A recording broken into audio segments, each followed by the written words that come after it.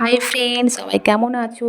আশা করি সবাই খুব ভালো আছো। আমিও খুব ভালো আছি। গুড মর্নিং সবাইকে। সকালের ব্লগটা শুরু করছি এরকম করে।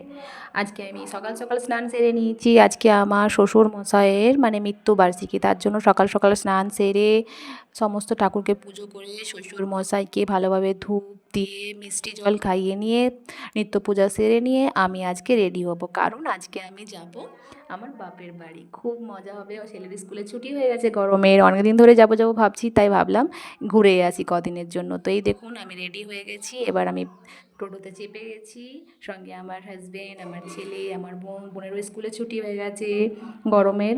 তো এই তো যাচ্ছি টোটো করে, আমি রাস্তায় আছি এখন। আমার বেশিক্ষণ টাইম লাগবে না। সকাল সকালের ওয়েদারটা খুব সুন্দর ছিল, ঠান্ডা ঠান্ডা। তারপর সকাল সকাল স্নান করে রাখলে মনটা পুরো ফ্রেশ থাকে এখানে। এই যে আমরা সবাই যাচ্ছি। আমার ছেলে পেছনে আসছে, আমার বোন আমাকে বলছে যে ভিডিও বানাচ্ছি। সে আমি বললাম যে হ্যাঁ, এই তো চলে এসেছি টিকিট কেটে নিয়ে। এবার আমি স্টেশনের ভেতর যাব। এখান থেকে বেশি টাইম লাগবে না আমার বাড়ি যেতে। এই যে ব্যাগ ট্যাগ নিয়ে সবাই যাচ্ছে আগে আগে, আর আমি ওই যে আমার হাজব্যান্ড যাচ্ছে ব্যাগ নিয়ে, আর আমি এখানে ভিডিও বানাতে বানাতে যাচ্ছি। তো আমরা স্টেশন পৌঁছে গেলাম।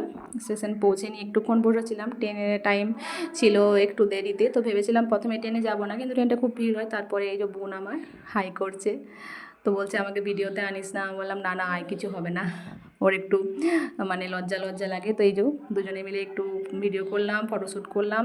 আমাদের ট্রেন প্রথমে যাওয়ার ছিল, কিন্তু তারপরেরটা গেলাম না, তারপরেরটাতে দেরি হয়ে যেত। এই যে ট্রেনে চেপে গেছি, ট্রেন চলে এসছে।